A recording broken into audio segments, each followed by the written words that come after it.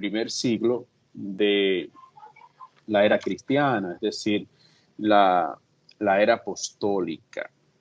Entonces, conforme a lo que ustedes han estudiado, hay algunas tareas que se le asignaron, entonces vamos nosotros a socializar el contenido.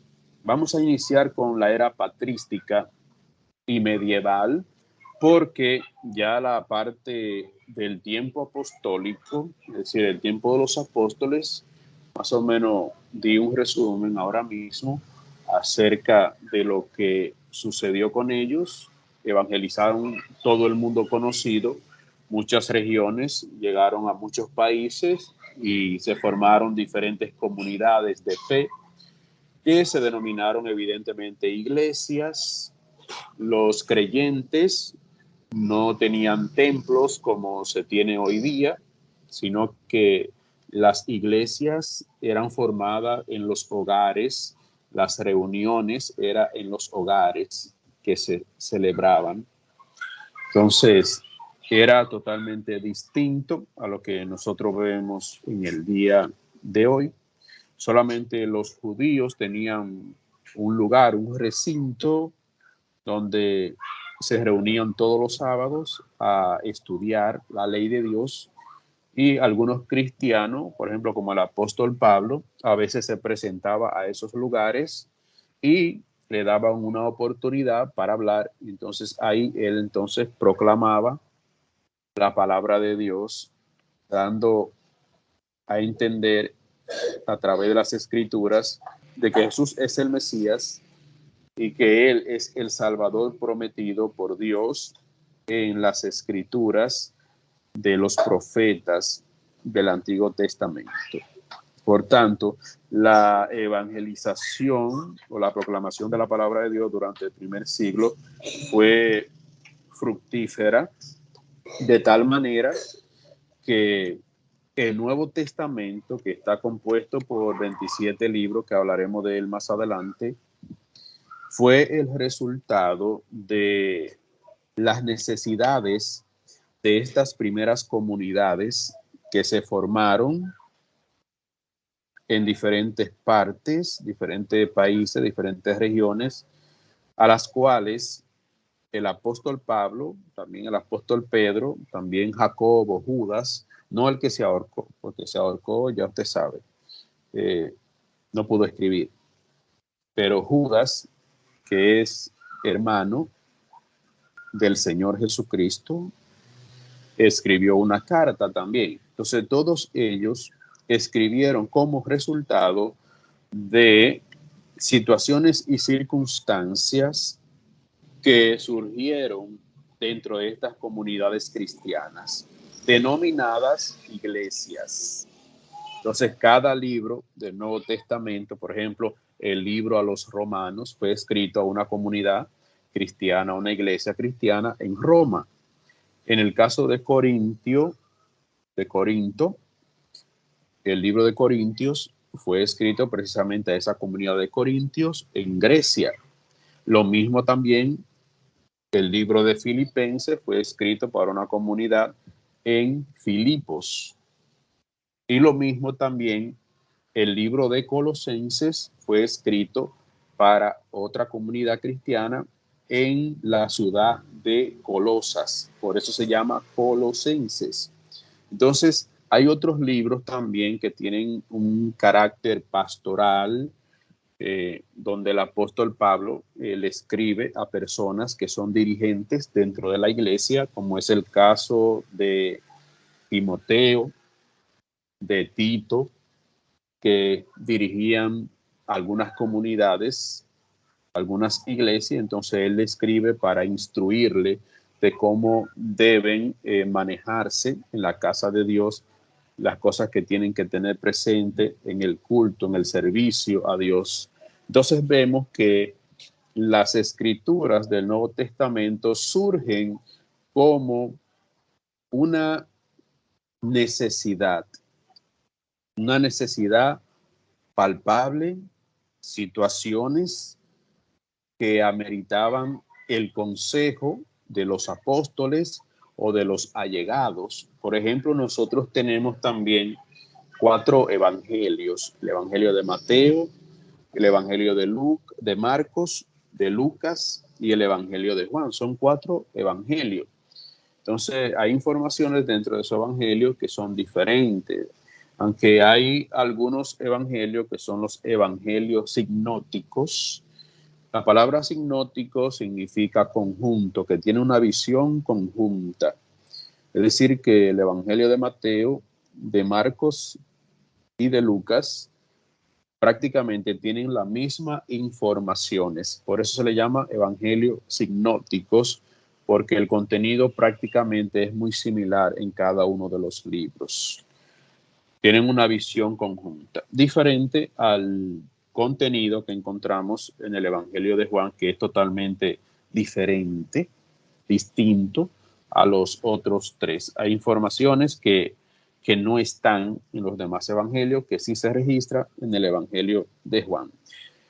También podríamos citar el evangelio de Lucas y también el libro de los Hechos de los Apóstoles, que fue escrito por un médico de profesión llamado Lucas, que fue discípulo de los discípulos.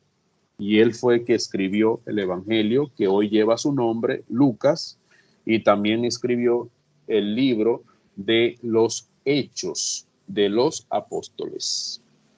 De manera que la intención de Lucas era dar a conocer a un hermano que se llamaba Teófilo cómo fue que sucedieron las cosas, cuáles fueron las obras que Jesucristo hizo durante su ministerio terrenal. Y Lucas, el médico, claramente dice que diligentemente comenzó a investigar entre los apóstoles, entre los hermanos, cómo fue que ocurrieron las cosas para escribirla y enviársela entonces a Teófilo para que conociera qué fue lo que Jesús hizo, las obras que hizo, cómo él manifestó el poder de Dios, cómo él mismo, cumpliendo las escrituras, fue a la cruz, murió, resucitó, y Dios le dio todo poder en los cielos y en la tierra. Entonces, el objetivo del Evangelio de Lucas y del libro de los Hechos, que es una continuación del Evangelio de Lucas, porque el Evangelio de Lucas termina con la muerte, resurrección y ascensión de Jesús hacia los cielos.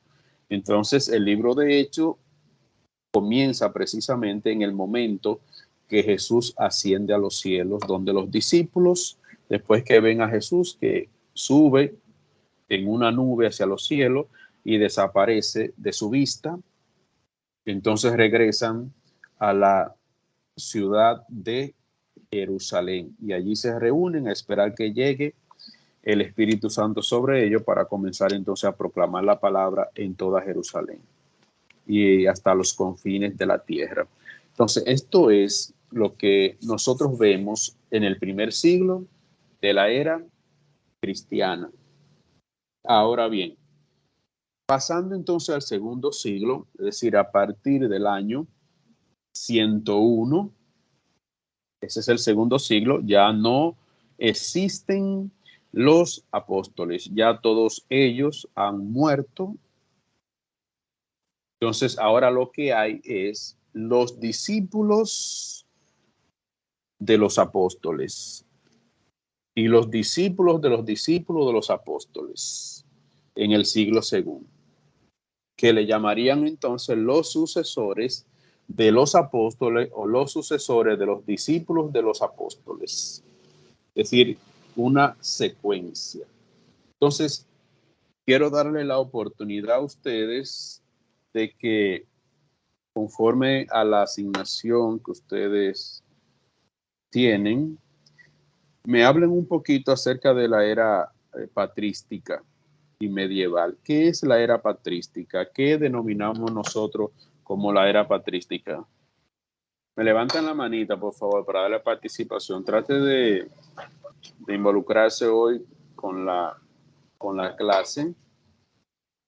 Me parece que todos tienen el material. También hay una tarea que fue asignada de esta misma clase. Es decir, que deben de tener alguna idea y además que tienen también el material por ahí en la mano. Vamos a escuchar a Isaac. La palabra patrística, profe, es la fase en la historia de la organización y teología cristiana que abarca desde el fin del cristianismo primitivo, con la solidación del canon neotestamentario hasta alrededor el siglo se me escapa. Pero lo que... Siglo 8. Ajá, desde el siglo 8. Es lo que también dice que abarca los 8 primeros siglos de lo que era la era cristiana, siendo leí algo acerca acabo de leer algo acerca de San Isidro de Sevilla, que muere en el año 636, que fue el último padre latino, acerca de eso.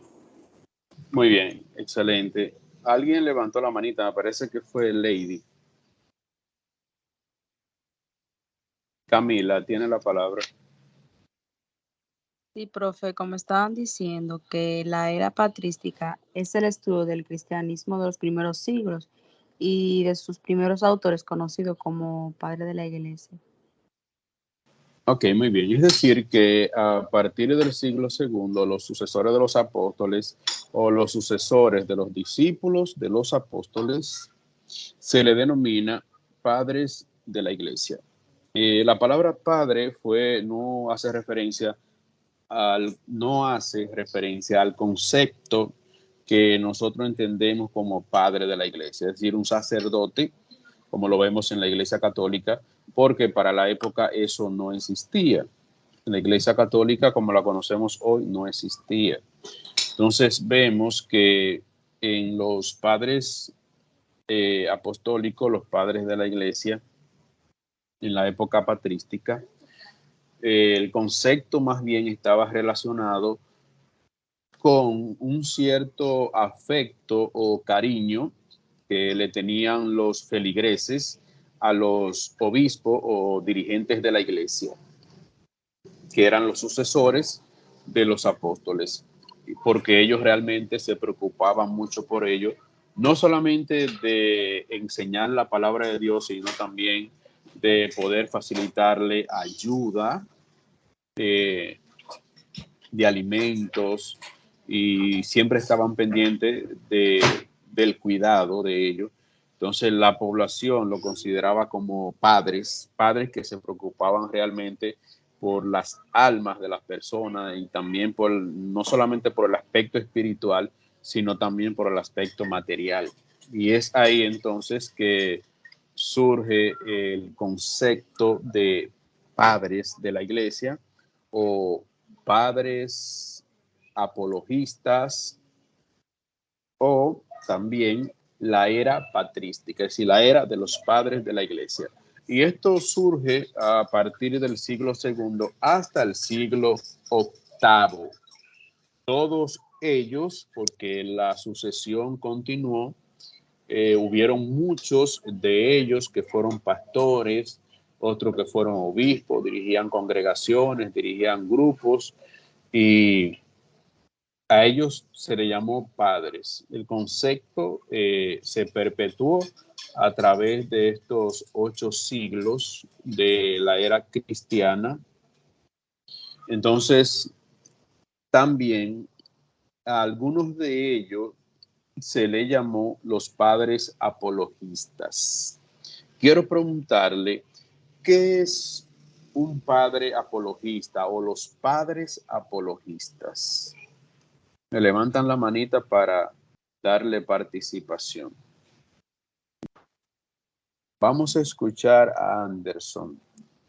Profe, según lo que yo investigué, la patrística fue el primer intento por unificar los conocimientos de la religión cristiana y establecer el contenido dogmático de la misma junto con la filosofía, con el fin de dar una explicación lógica de las creencias cristianas y defenderla ante los dogmas paganos y las herejías.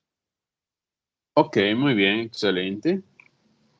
Voy a explicar esa parte que usted cita en un momentito. Vamos a darle la participación a Lady. Sí, profe, usted hablaba acerca de qué eran los padres apologistas. Mientras lo que estuve investigando es que este fue un grupo que vivieron desde la mitad del siglo II hasta finales del siglo III, un grupo de escritores que asumieron la defensa del cristianismo frente al mundo gentil. Ellos combatieron también las herejías y los agnósticos y otras cosas ahí acerca de Muy bien, Lady. Vamos a escuchar a Isaac. Estoy teniendo un poquito de problema con la conexión, padre. Profe, los padres apologistas se le conoce a aquellos padres de la iglesia que surgieron a partir del fin del siglo II después de Cristo, cuando con la muerte de los discípulos de los apóstoles de los apóstoles se extinguía lo que era la referencia más directa a la vida de Jesús y eran este tipo de personas que se encargaban de lo que era darle a conocer más acerca de lo que es el origen de la época apostólica, de la vida de Jesús, de dónde surge el cristianismo, también hace referencia. Y esto apologético también se le conoce. Son aquellas personas que también se encargan de lo que es, vamos a decir, contrarrestar o arreciar contra lo que eran las herejías que se daban en aquel entonces y aún surge dándose incluso en este mismo siglo. He podido conocer personas apologéticas, conozco que se llama La Luz, olvidé el nombre, pero son lo que se encargan acerca de la vida también de Dios, o sea, cómo surge el nacimiento de la fe cristiana, dan a conocer también quién es Dios, se encarga también del estudio de la personalidad o de la divinidad de Dios. Muy bien, excelente, Isaac. Lady, usted tiene la manita levantada. Bien, era simplemente para agregar un poquito más que estuve leyendo, los padres apologistas eran como que los defensores de la religión, como de los defensores de las cosas ortodoxas y del evangelio. Muy bien. Entonces, siguiendo esa misma línea de usted, Lady, y también la que estuvo planteando Isaac, nosotros tenemos que remontarnos entonces al primer siglo, porque en la época apostólica, los cristianos fueron perseguidos por dentro y por fuera. ¿Qué le quiero decir con esto de que fueron perseguidos por dentro y por fuera? Por ejemplo, los cristianos fueron perseguidos por el Imperio Romano. Si las autoridades romanas perseguían a todo aquel que se confesaba públicamente ser cristiano o aquel que proclamaba a Jesús como el Señor, porque la palabra Kyrios o Señor era un título de soberano que los cristianos aplicaban al Señor Jesucristo. Por eso es que en las Escrituras vemos que nos enseña y que los discípulos enseñaron de que Jesucristo es el Rey de Reyes y Señor de señores. Entonces, esto era claramente un abierto desafío a las autoridades imperiales de Roma, específicamente al emperador romano. Entonces, en los lugares donde estaba extendido el poder de Roma, cuando los cristianos llegaban y proclamaban que Jesús era el Señor, entonces era un abierto desafío ¿a quién? A Roma. Y evidentemente los cristianos siempre reconocieron a Jesús como el Señor, independientemente de que estaba prohibido dentro de los confines o los territorios donde controlaba Roma. Entonces esto hacía que persiguieran a los cristianos, lo metieran en la cárcel, también lo azotaran, eso fue un tipo de persecución que sufrieron los cristianos. Es decir, esa es la persecución por fuera. Había otro tipo de persecución también por fuera que se debía a la misma persecución, valga la redundancia, de parte de los judíos. Los judíos también perseguían. Bien, entonces le decía que los judíos también perseguían a los cristianos por el hecho de que entendían que ellos alteraban lo que era la ley de Dios, habiendo proclamado a Jesús como el Mesías y también reconociéndolo como Dios hecho carne, Dios en forma humana, atribuyéndole los atributos de la divinidad que también lo posee Dios. Entonces esto era realmente un desafío y una amenaza para los judíos. Entonces, donde quiera que había cristianos, allí iban los judíos a acusarlo dentro de las mismas autoridades religiosas del judaísmo y también ante las autoridades seculares, es decir, las autoridades romanas. En ese aspecto, los cristianos eran perseguidos por fuera, por los romanos y por los judíos. Ahora bien, en segundo lugar, había una persecución que era por dentro. ¿A qué se refiere una persecución por dentro? De que los cristianos en las iglesias eran también perseguidos por los falsos maestros que se introducían dentro de las iglesias y enseñaban principios y enseñanzas heréticas que iban contraria a las enseñanzas de los apóstoles. Entonces, los cristianos del primer siglo fueron perseguidos por dentro y por fuera. Para ellos era prácticamente un desafío ser cristianos. Y los que fueron fieles hasta el final, por eso el Señor Jesucristo en la revelación del Apocalipsis exhorta, sé fiel hasta la muerte y yo te daré la corona de la vida. Es decir, que exhortaba evidentemente a ser fieles en medio de la persecución. Entonces eso lo vemos durante el primer siglo. Pero entonces, llegado el segundo siglo, vienen las persecuciones también por fuera, a través de los intelectuales y los filósofos, donde utilizaban la filosofía para ridiculizar al cristianismo y también aquellos escritores famosos romanos también utilizaban su capacidad intelectual para ridiculizar las doctrinas fundamentales del cristianismo y también para ridiculizar a Cristo. Entonces, durante estos siglos hubo muchas personas, filósofos, que se convirtieron al cristianismo y que fueron personas muy destacadas dentro de la historia de la iglesia. Y a ellos, precisamente en el siglo II, fue que se le llamó padres de la iglesia, o más bien los padres apologistas. ¿Por qué? Porque la palabra apologista viene de la palabra apología, que significa defensa, y se aplica a la defensa de los principios bíblicos o de los principios de la fe. Por eso, cuando hablamos de los padres apologistas, estamos hablando de aquellos líderes dentro del cristianismo que se dedicaron a través de sus escritos y también de su discurso a defender las doctrinas del cristianismo. ¿Qué hicieron ellos? Con su vasto conocimiento de la filosofía que tenían, porque en su vida pasada eran filósofos y habían profundizado mucho en ese conocimiento, cuando se convirtieron al cristianismo, se entregaron a Cristo, utilizaron ese conocimiento filosófico con las enseñanzas bíblicas para defender la fe cristiana.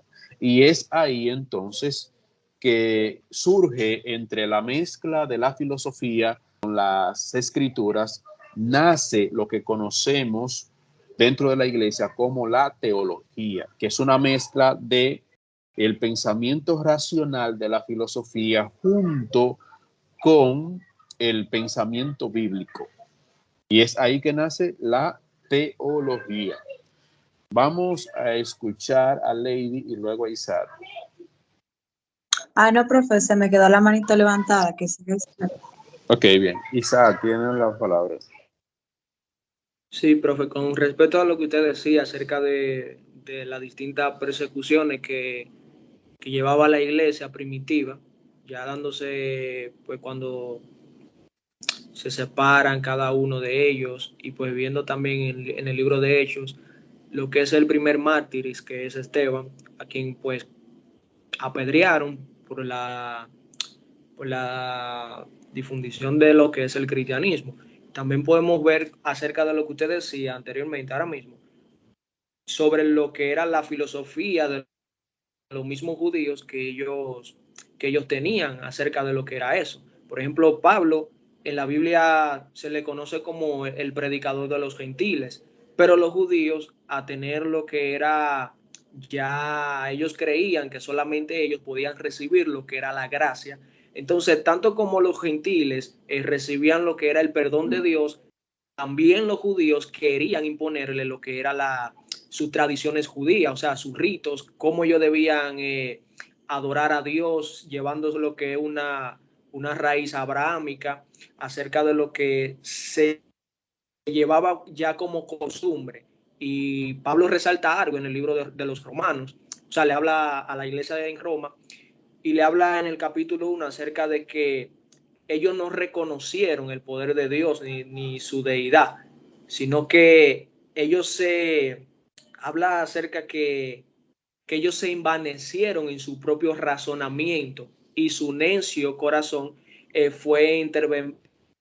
Entonces ellos decían, Pablo también resalta que ellos profesaban ser sabios, pero se hicieron necios en su propio corazón, acerca de lo que no reconocían literalmente a Dios, sino que también querían imponer lo que eran las tradiciones judías que ellos mismos tenían a lo que eran los gentiles. Y Pablo les resalta eso muy claro, hablándole de tal manera el texto que le acabo de citar, que se encuentra en Romanos capítulo 1, desde el verso 20 en adelante, nos damos cuenta acerca de eso, de lo que usted acaba de decir acerca de la persecución, tanto por fuera y tanto también por dentro. Y creo que desde la misma aparición de Jesús, cuando empieza a predicar el evangelio, Jesús él mismo le decía a los mismos fariseos, a los mismos doctos de la ley, que él era hijo de Dios. Entonces, como usted decía también al inicio, que la palabra ya Señor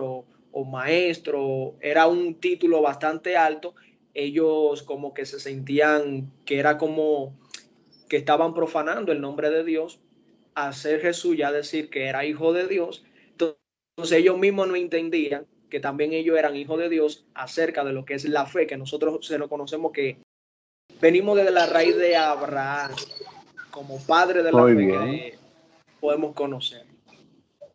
Muy bien, excelente, Isaac. Entonces, tenemos a los padres apologistas que surgieron en el siglo II y también durante el siglo III se destacaron mucho. Bien, entonces le decía que los padres apologistas surgieron durante el siglo II y también durante el siglo III, pero se extiende también hasta el siglo VII, siglo VIII, después de Cristo. Pero estos padres apologistas se destacaron en defender lo que fue la fe. Yo sé que ustedes, bueno, podríamos primero citarle a algunos apologistas como Ireneo de León, Cipriano de Cartago, Tertuliano también de Cartago, Clemente de Alejandría, también Orígenes y otros que surgieron. Estos son los más destacados durante estos primeros siglos, segundo y tercer siglo después de Cristo, pero también es importante destacar que la respuesta a todas estas herejías que surgieron en contra del cristianismo, en contra de las enseñanzas de los apóstoles, defendida por los apologistas que se enfrentaron a ellas, surge lo que nosotros conocemos hasta el día de hoy dentro de la Iglesia Católica, pero para esta época, siglo II y siglo III, la Iglesia Católica como nosotros la conocemos actualmente no existía. Entonces, ellos utilizaron durante estos primeros siglos la herramienta de lo que se denomina credo. Los credos, que usted lo ha escuchado dentro de la iglesia. Los credos, que es una confesión para resguardar las doctrinas que se han mantenido dentro de la iglesia como una tradición y que se consideran doctrinas apostólicas, es decir, doctrinas enseñadas por los apóstoles, doctrinas que están registradas en las escrituras. ¿Por qué? Porque durante estos primeros siglos, segundo y tercero, surgieron muchas enseñanzas contradictorias a ella. Entonces también tenemos a los gnósticos y otros grupos más disidentes del cristianismo y otros que pertenecían también al mismo cristianismo, que enseñaron ciertas herejías. Y es aquí entonces que surgen los credos. Quiero preguntarle en qué estaba basado el denominado credo apostólico. ¿Cuál era el propósito del credo apostólico? Me levantan la manita para yo darle participación. ¿Cuál fue el credo atanasiano? Los que están en líneas, Emily, que no le he escuchado en esta clase. Hay muchas personas que no participan y quiero darle la participación, la oportunidad para que usted se afloje un poquito y se vaya liberando. Vamos a escuchar a Erika. Ok, buenas noches. El credo atanasista tenía como propósito defender las doctrinas de la divinidad de Cristo y la Trinidad de Dios. Ok, muy bien. El credo atanasiano, defender la doctrina de la divinidad de Cristo y la Trinidad de Dios. Es decir, que Jesucristo, cuando hablamos de la divinidad, estamos hablando de que Él posee deidad, de que Él posee los atributos que caracterizan a Dios. Y esos atributos son la omnisciencia, que conoce todas las cosas. De hecho, Jesús mismo dice la Escritura en el Evangelio de Juan que Él conocía los pensamientos de los hombres y Él podía leer la mente, el pensamiento que tenían las personas. A veces Jesús mismo le decía a los fariseos, le decía al pueblo, ¿por qué ustedes tienen ese tipo de pensamiento? ¿Por qué piensan así? Jesús conocía los pensamientos de los hombres y sabía lo que había en el hombre. ¿Por qué? Porque Él tiene un atributo divino que es la omnisciencia, que conoce todas las cosas. De la misma manera también Él tiene otro atributo que es la omnipresencia. Es decir, que Él está en todo lugar al mismo tiempo. Hay un texto bíblico que dice que donde hay dos o tres, Jesús dijo, donde hay dos o tres reunidos en mi nombre, ahí estoy yo en medio de ellos. Es decir, que Él es Dios, tiene los mismos atributos de Dios. Solamente Dios puede estar en diferentes lugares al mismo tiempo. Entonces Jesús mismo dijo, donde hay dos o tres reunidos en mi nombre, ahí estoy yo en medio de ellos. Si usted está, por ejemplo, aquí en Santiago, otro está en La Vega, en Santo Domingo, otro está en Estados Unidos, otro está en Rusia, en Alemania, y así sucesivamente, están reunidos en el nombre de Cristo. Entonces Jesús está ahí en medio de ellos. Entonces, Él es omnipresente. Y aquí el credo atanasiano, esto es lo que defiende, la enseñanza de la divinidad de Cristo y también lo que es la Trinidad, es decir, la triunidad, es decir, la unidad de tres personas en uno que tienen los mismos atributos divinos. El Padre es Dios, el Hijo es Dios y el Espíritu Santo es Dios. Entonces, las herejías que surgieron durante el segundo y tercer siglo negaban esto.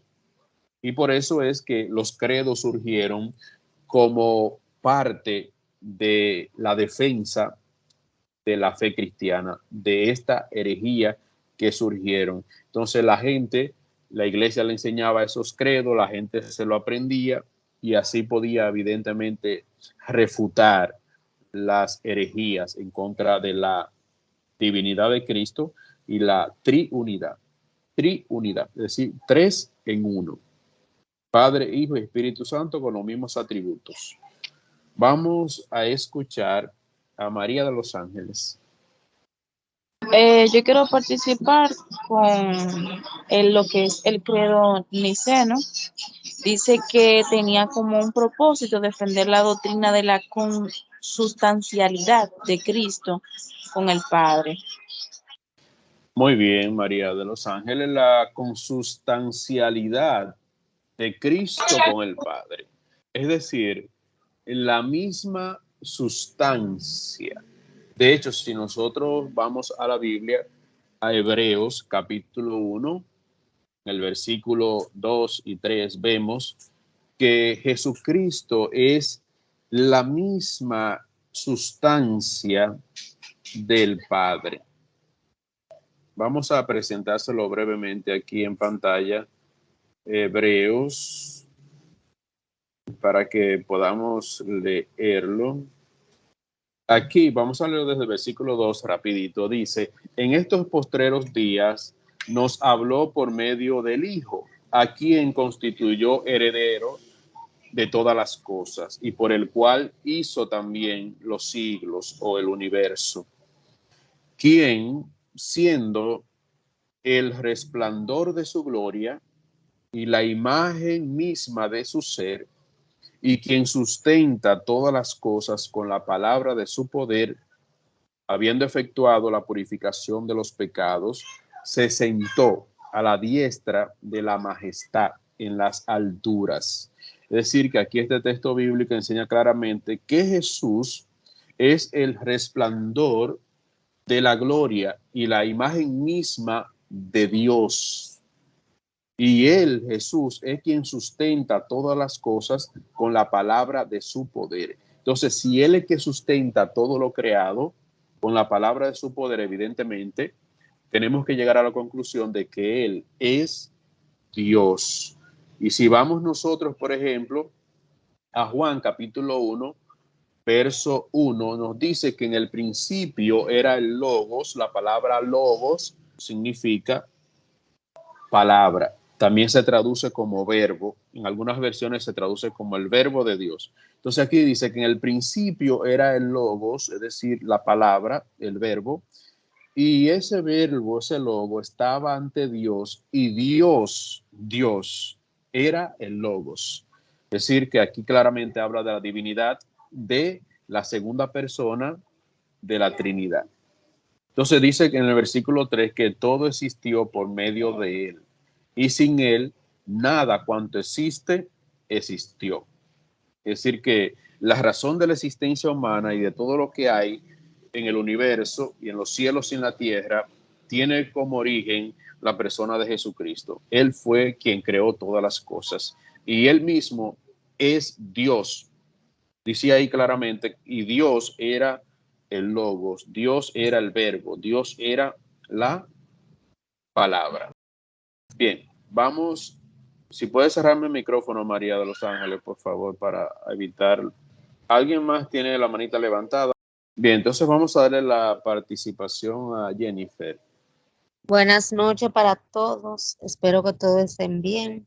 Bueno, con respecto al credo apostólico, es el símbolo de los apóstoles, que es un credo cristiano o símbolo del cristianismo, de la fe, una declaración dogmática de los contenidos de la fe cristiana. Ok, bien, sí, pero para no salirnos del tema, estamos abordando acerca de los credos. Los primeros credos, ya hablamos acerca del credo atanasiano y del credo niceno. Todavía nos quedan algunos credos que están en el material que estamos estudiando. Entonces, quiero darle la participación a Sualquis. Bien, vamos a escuchar entonces a Isaac y luego a Lady.